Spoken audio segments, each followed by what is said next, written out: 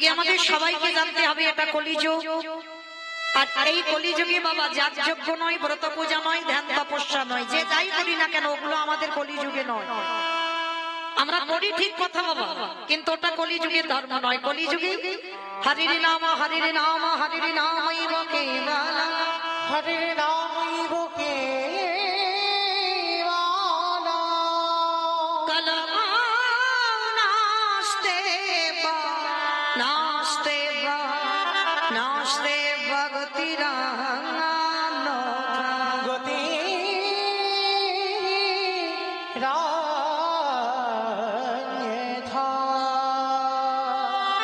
কলিযুগে হরিনাম ছাড়া কোনো গতি নাই, কোনো গতি নাই, কোনো গতি নাই। আপনারা প্রশ্ন করবেন মৌমিতা ও সব কীর্তনিয়া সকাল থেকে আসছে আর ওই কথাই বলে আর ঘরে যায়। বলে হরিনাম করো, হরিনাম শোনো, ভগবানের চরণ ধারণ করো, ভগবানের চরণে তুলসী দাও, একাদশী করো, এইগুলো করো, ও ছাড়া গতি নাই। সকাল থেকে কীর্তনিয়ারা আমরা আসছি আর ওটাই বলছি আর চলে যাচ্ছি। কি বাবা তাই না? সবাই বলে হরিনাম শোনো আর হরিনাম গাও, ও ছাড়া মুক্তি নাই। আচ্ছা বাবা, কীর্তনিয়ারা বলবি আর আপনারা আমরা শুনবো আর ঘরে চলে যাব হবে না, একটু অনুভব করতে হবে, একটু বিচার করতে হবে। আর অনুভব যদি করতে না পেরেছি, কীর্তন গাওয়া বা কীর্তন শোনা দুটোই বৃথা। তাহলে এই যে কীর্তনিয়ারা বা ভাগবত যারা পাঠ করে বারবার বলছে তোমরা হরিনাম করো, হরিনাম শোনো, ভাগবত শোনো, কেন বলছি? শেষের দিনে বাবা আমাদের একমাত্র তো পারাপারের সম্বল হলো হরিনাম। এই যে যাদের যাদের এত আপন করে রেখে দিয়েছো না, ছেলে আমারে, মেয়ে আমারে, জায়গায় আমারে, জমি আমারে, বৈভব আমারে, বিষয় আমারে, বান্ধব যতই আমারে আমারে করো না কেন, একেবারে যদি মাসে বেজে পড়ে থাকবে সরকারি ক্ষমা, এসেছো একা তুমি যাবে একা। কি গো, কেউ তোমার সঙ্গে হবে না যত তুমি আগলে বসে থাকো না কেন। যাদের জন্য তুমি দিনান্তে একবারও কৃষ্ণ বলে কাঁদতে পারছ না, যাদের জন্য তুমি কৃষ্ণ ভজন ভুলে যাচ্ছ, যাদের জন্য 24 ঘন্টার ভিতরে একবারও গোবিন্দ চরণে তুলসী দিয়ে কাঁদতে পারো না, কেউ তোমার সঙ্গে হবে না। শেষের সঙ্গী তোমার শুধু কর্মটুকু যাবে, আর কিছু নয়। এই যে জীবনে প্রথম থেকে এসেছো আর জীবনের শেষ পর্যন্ত কতবার সাধুগুরু বৈষ্ণবের চরণ আশ্রয় করেছো, কতবার তীর্থে গেছো, কতবার পিতামাতার চরণে দণ্ডবত প্রণাম করেছো, কতবার হরিবাসরে বসেছো, কতবার ভাগবত আসরে বসেছো, কতবার একাদশী করেছো। নিতাই গৌর হরি বল। এগুলো ছাড়া তোমার সঙ্গী আর কিছু হবে না। মানে কতটুকু তুমি ভালো কর্ম করেছো সেইটুকু তোমার সঙ্গে যাবে, আর একজন যাবে, সে কে? এই হরি নামে যাবে। আমাদের পচা দেখো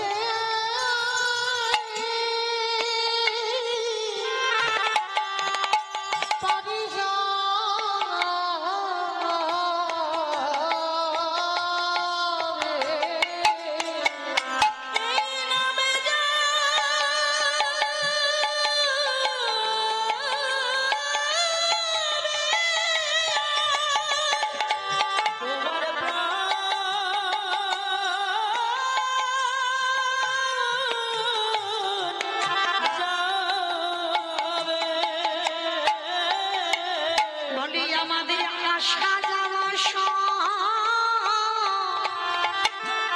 সারে হলো তোমার নামে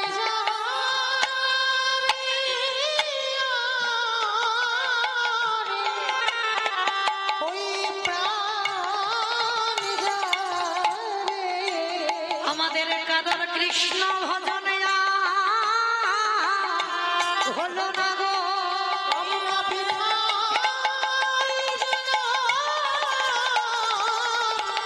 কাটাইলা আমরা কৃষ্ণ ভজিব বলি এই ধরাই এলাম কৃষ্ণ ভজন আমাদের হলো না আমরা কৃষ্ণ ভজিব বলি এই ধরাই এলাম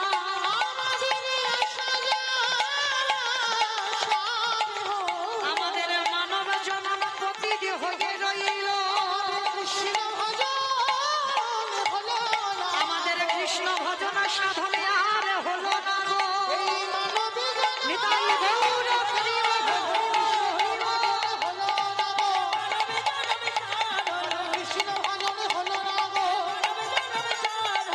সেদিন নামে যাবে না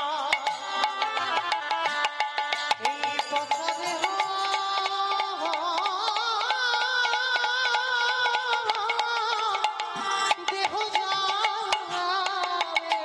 আছে।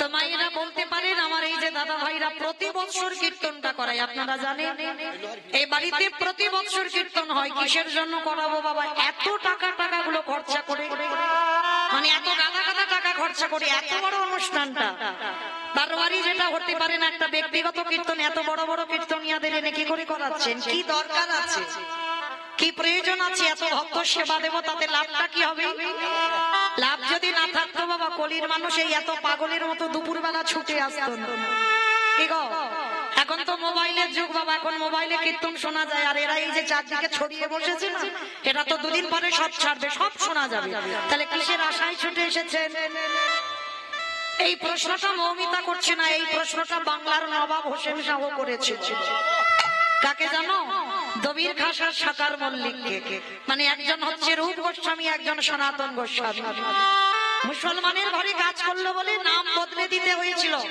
রূপ আর সনাতন হলে হবে না একজন হলো দবির খাস একজন হলো সাকার মল্লিক তো এদের দুই ভাইকে প্রশ্ন করেছিল আচ্ছা বলো তো নবাব প্রশ্ন করছে আজকে আমি তোমাদের বেতন দিতে পারছি মানে মাইনে দিতে পারছি তোমরা দুই ভাই আমার কাজ করছো বা আমার কথা শুনছো কিন্তু আমার মাথায় আসে না ওই যে নবদ্বীপের মাটিতে ছেলেটার বাড়ি আজানো লম্বিত যার ভুজ চাচরকে স্বর্গে যখন হরিনাম করতে করতে সকালবেলা ব্রাহ্ম মুহূর্তে উঠে চলে যায় হাজার হাজার ভক্ত লাখ লাখ ভক্ত কোটি কোটি ভক্ত বিনা পয়সায় মানে বিনা বেতনে ওই নিমায়ের পিছনে পিছনে ছুটে যায় বলতে পারো নবাব প্রশ্ন করছে বলতে পারো তারা কিসের আশায় যায় আমি তোমাদের টাকা দেব তোমরা কাজ করবে কিন্তু টাকা না দিলে কাজ করবে না এই যে প্রতি বছর আমার দেবু দাদা ভাই আমাকে নিমন্ত্রণ করে আনে মানে প্রতি জায়গায় কীর্তন শুনতে যাবে মানে লক্ষণদা থাকে আরো অনেক আমার বাবা ঠাকুররা আছে সব জায়গায় দর্শন হয় ওই ভক্ত পদধূলা এখানেও ছুটে এসেছে মানে আমি চেনাওয়ালা ভুল একেবারে আপনাদের চরণের কাছাকাছির মানুষ মানে এই সোনারপুর এলাকায় যেখানে কীর্তন গাইবে বাবা সেখানে আমার এই সাধুগুরু বৈষ্ণব চরণ দর্শন হয় তাহলে আমি চেনা নয় আমি কীর্তনিয়া নয় একেবারে আপনাদের চরণের কাছের মানুষ তাহলে আমার এই যে দেবু দাদা ভাই নিমন্ত্রিত করে প্রতি বছর আচ্ছা বলো তো প্রত্যেকের বাড়িতে বাড়িতে কি 10 টাকা করে দিয়ে এসেছে বলে এসেছে যে আমার বাড়িতে কীর্তন হবে আপনারা যাবেন কাউকে দিয়েছে কাউকে দেয় হয়তো প্রোগ্রাম দেখেছেন সেই শুনে আপনারা এসেছেন তাহলে কাউকে অর্থ দিল না তাহলে কলির মানুষের কত সময়ের দাম কত টাইমের দাম তাহলে বলেন কিসের আশায় এসেছে এটাই হলো কীর্তন এইটা হলো মহাপ্রভুর কৃপা ভক্ত যারা নয় তারা ঘরে বসে রাখো এখন নাক ডাকিয়ে ঘুমাচ্ছে আর যদি তুমি কিঞ্চিত ভক্ত হওয়ার অধিকার অর্জন করেছো ভক্ত নয় যদি অধিকার অর্জন করেছো একবার যদি বাবা কানে হরিনামের ধ্বনিটা যায় না পাগলের মতো বাবা 5 মিনিট হলেও ছুটে আসবে এই হরিবাসরের মাধ্যমে কেন এটা বাবা সেই সত্য যুগে প্রহ্লাদকে আশীর্বাদ দেওয়া আছে আমার ভগবান প্রহ্লাদকে আশীর্বাদ দিয়ে রেখেছে কলির মানুষ যদি ভক্ত হয়, হরিনামের ধ্বনি যদি মাইকে একবার চলে যায়, তারা পাগলের মতো উন্মাদের মতো হরিবাসরে ছুটে আসে। প্রহ্লাদকে দিয়ে রেখেছিল কবে জানো? তোমাইরা ঠিক আমি বলবো, ওই কাহিনীটা একটু বলবো, তবে তার আগে এই যে বাড়িতে হরিনাম যজ্ঞের আয়োজনটা করেছে, একটা কথা মনে রেখো বাবা, এই যে এত টাকা খরচা করে এই যে অর্থ ব্যয় করে হরিনামটা করছে, তাতে কি হচ্ছে জানো? তাতে লাভ আছে কি লাভ? গোলকে বসে আমার রাধারানী গোবিন্দের কাছে প্রতিজ্ঞা রেখেছে, বোধ আগত কলিকালে যদি আমার একজন ভক্ত হরিনাম যজ্ঞের জন্য, ভক্ত সেবার জন্য, সাধুগুরু বৈষ্ণবের প্রসাদের জন্য যদি কিঞ্চিত অর্থ ব্যয় করে দেয়, জানো বধূ, আমি রাধারানী গোলকে বসে প্রতিজ্ঞা করলাম, আমার হৃদয় থেকে কিছু গুপ্ত ধন চুরি করে আমি তার ব্যাংকে দিয়ে আসি। আমাইরা কম করে বললাম, কথার কথা, যদি 10 লাখ টাকা খরচা হয় অনুষ্ঠান, আমার রাধারানী কিন্তু 20 লাখ টাকা ব্যাংকে দেবে না। তাহলে কোন ধন? যে ধনে চোরেরা চুরি করতে পারে না, যে ধন কোনদিনই অপকরণ করা যায় না, যে ধন কোনদিন লুটে করা যায় না, যে ধনের নাম হলো কৃষ্ণ প্রেম ধন, যদি কোনো একজন ভক্তের হৃদয় ভান্ডারে ওই কৃষ্ণ প্রেমের আগুন যদি একবার লেগে যায়, সেই ভক্তের দুর্গতি কি হয় জানো? ও তার ভিতরে বাঘি,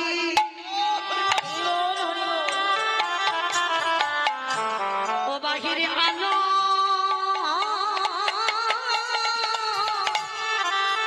আলো করে নিতাই গৌর হরি বল, হরি বল, হরি বল।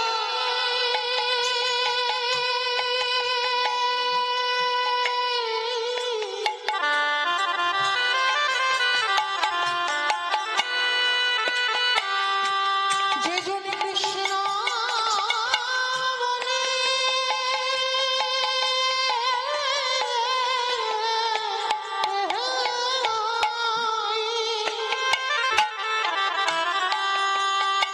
যে জন কৃষ্ণ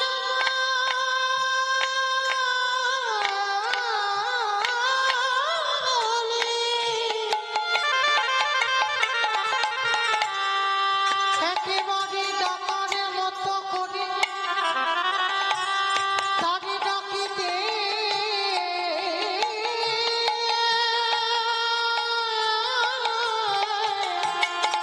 ডাকিতে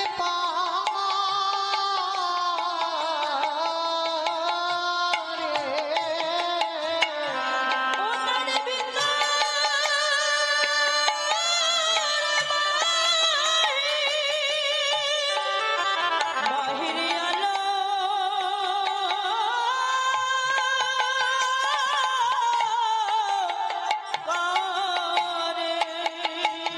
করে। আমার ভগবান বড় করুণাময় গো, ভগবান বড় কৃপাময়। আমার এই ভগবান ভক্তের কাছে বাবা কোনোদিন দামি দামি অলংকার, পোশাক, আশাক কিছু চাই না। ভক্তের কাছে শুধু একটাই বস্তু চেয়েছে, তোরা নয়ন জলে ভক্তি ভরে আমায় দাও। আর কিছু তোদের কাছে আমি চাই না। হাসের শত্রু হলেও আমি সারা জীবন যদি একবার চোখের জলে দিয়ে আমায় ডাকতে পারি, আমি সারা জীবন তার দরজায় থাকি। কারণ ভগবান যার সঙ্গে থাকে বাবা কোনোদিন তাদের অপমৃত্যু হবে না। যার জন্য লক্ষ্য করে এই ছোট্ট প্রহ্লাদ মহারাজকে কত রকম করে মারার চেষ্টা করেছিল, তাই না? কত রকম করে মারতে চেয়েছিল বাবা। পাতলা হাতির পায়ের তলায় ফেলে দিল, জ্বলন্ত আগুনে ফেলে দিল, পাহাড় থেকে ফেলে দিল, বিষধর সাপের মুখে ফেলে দিল বাবা, তবু ছেলে মরে না।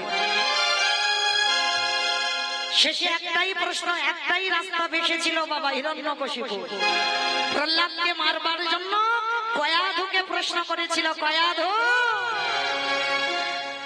সত্যি করে বলো তো, তোমার ছেলে আর আমার মধ্যে তুমি কাকে বেশি ভালোবাসো? এই জায়গাটা একটু আস্বাদন করবেন মা। স্বামী স্ত্রীকে প্রশ্ন করলো, বলো তুমি ছেলেকে বেশি ভালোবাসো না তুমি তোমার স্বামীকে বেশি ভালোবাসো? বলেন মায়ের, আপনারা কি বলবেন? সন্তানকে না স্বামীকে? সন্তানকে। বাহ, দাদা ভাইরা বললো, কি গো, যে মা দিল ব্যথা সে মা রইল কোথায়? আমাদের তো বলার কথা সন্তানকে। এখানে যতগুলো মা আছে বেশিরভাগ মা বলবো সন্তানকে ভালোবাসে, কমজন বলবো স্বামী ভালোবাসে। কিন্তু কয়াধু মা এক বাক্যে বলেছিল, আমি আমার সন্তানকে নয়, আমি আমার স্বামীকে ভালোবাসি। কেন? কয়াধু ছিল মা, আমরাও আপনারাও তো মা, তাহলে আমরা বলছি ছেলে ভালোবাসি, কয়াধু বলছে আমি আমার স্বামী ভালোবাসি। কেন? তার একটাই কারণ, কারণ কয়াধু মা জেনে গেল যে ছেলেকে পাহাড় থেকে ফেলে দেয় সে ছেলে মরে না, যে ছেলেকে জ্বলন্ত আগুনে পুড়িয়ে দিতে চাইল ছেলে মরল না, বিষধর সাপের মুখে ঠেলে দিল ছেলে মরল না। তাহলে আমার ছেলের সঙ্গে কেউ নেই, কিন্তু আমার ছেলের সঙ্গে তো ওর হরিবন্ধু আছে।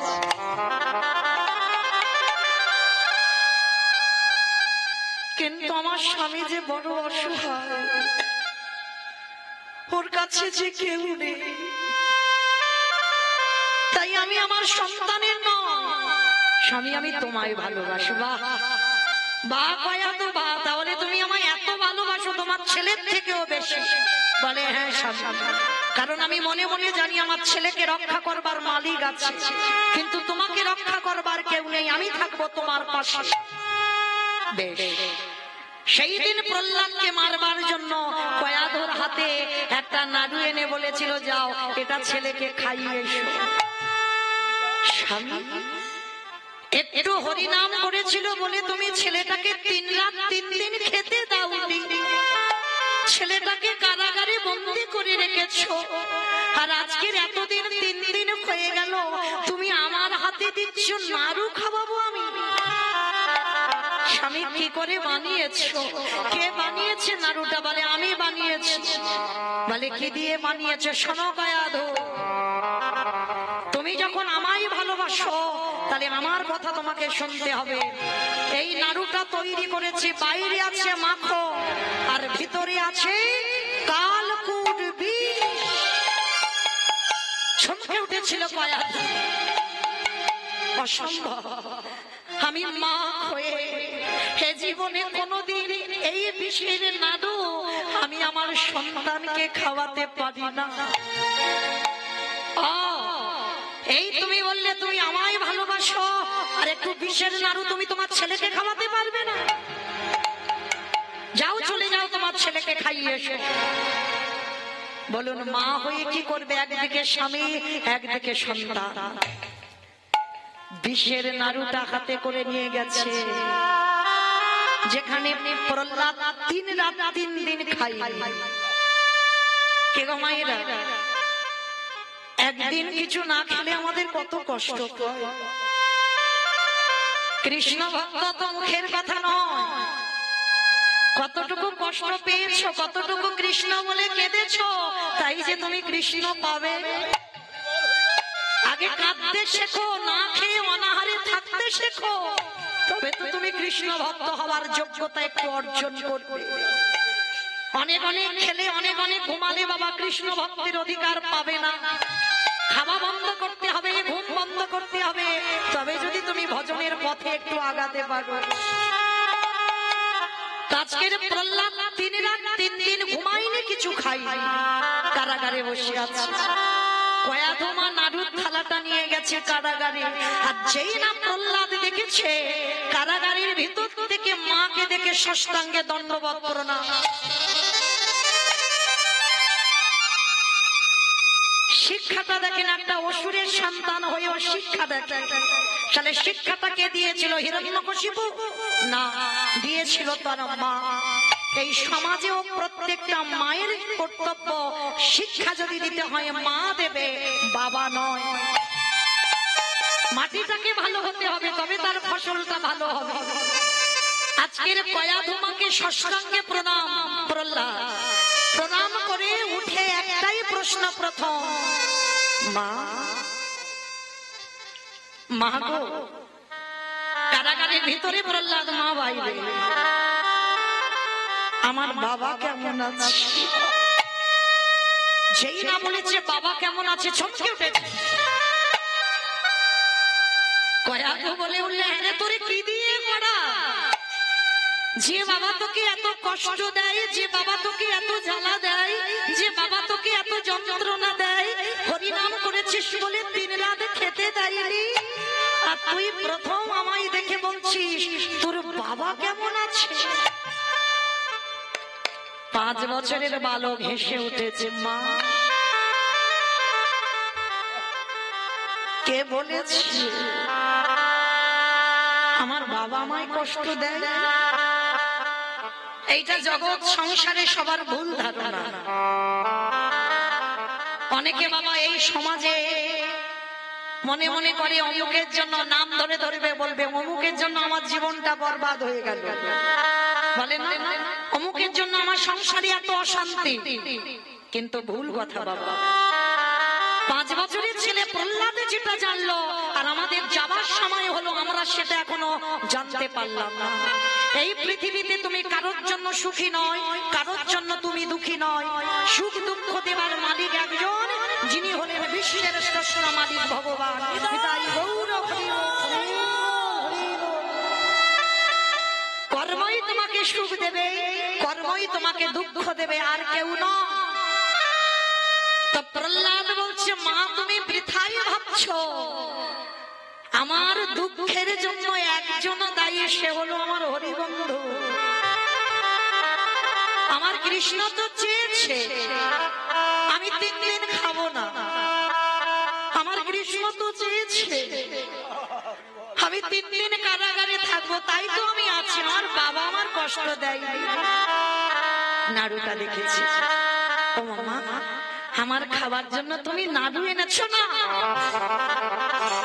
না বাবা না, আমি তোর খাবার জন্য নাড়ু আনিনি। মা গো দাও না গো, বড্ড খিদে পেয়েছি,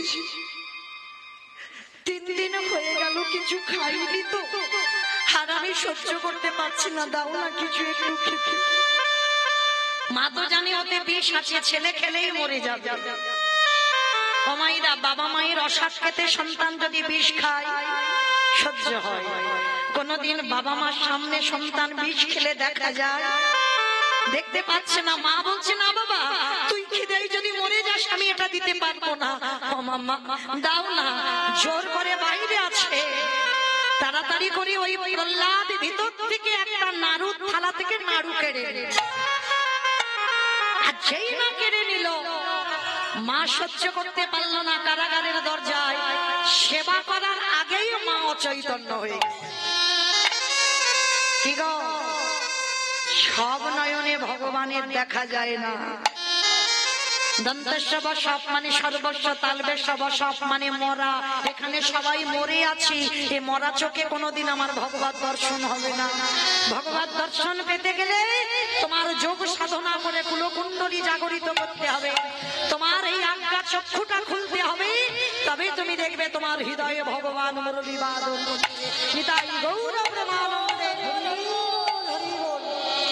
যেই মা চৈতন্য হলো, চেতন সত্তা ভগবান,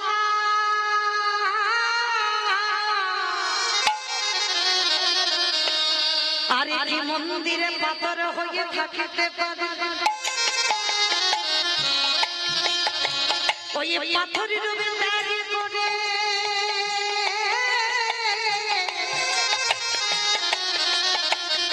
আজ বন্ধু রূপে ধারণ করে। সাবে মাত্র প্রহ্লাদ বদনে দেবে নাড়ু, আরে পিছনে এসে আমার ভক্ত বাৎসল্য ভগবান প্রহ্লাদের হাতটাকে চেপে চেপে ধরেছে। প্রহ্লাদ পিছনে তাকিয়েছে, কে গো তুমি? সে কি রে, আমায় ভুলে গেলি? একসঙ্গে তুই তো সবসময় আমাকে দিয়ে খা, আজকের একা একা খাচ্ছিস রে বড়। ওই যে একটা মন্ত্র, ভোজনে চ জনার্দন, যারা প্রসাদ ভোজি আমরা ভগবানকে দিয়ে পাই, ঠিক আছে। আর যারা প্রসাদ ভোজি নাও, একটা কথা বলো, ভোজনে চ জনার্দন। আর এটা বলা মানে আমার খাবার আগে আমার গোবিন্দের খাওয়া হয়ে গেল।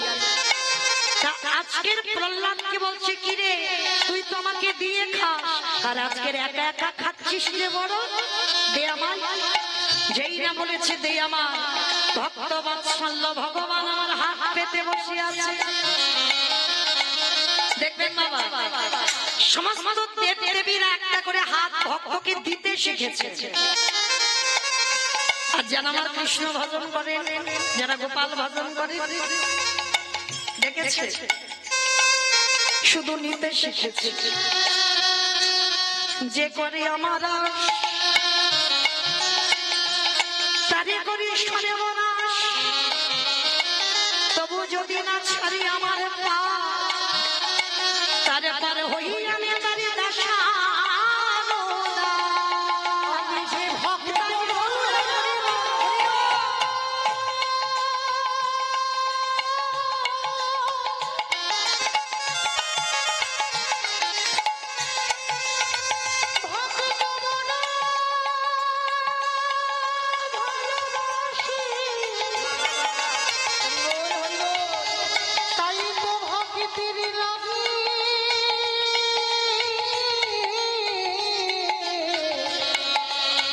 যুগে যুগে ভক্তের কাছে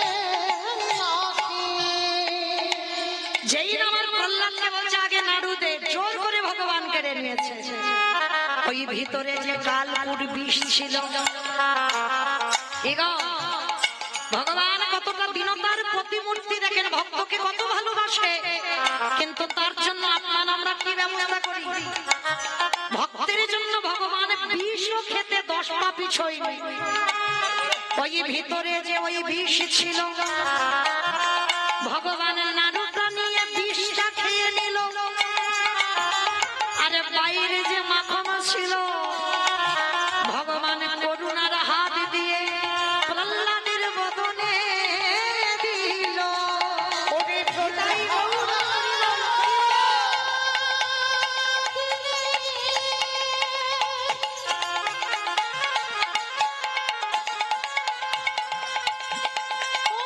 জগতে সবাই আমায় ভালোবাসে, কিন্তু তোর মতো করে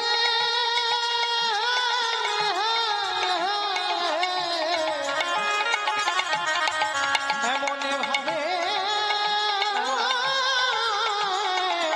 ভালোবাসে না। সেদিন কারাগারে প্রহ্লাদ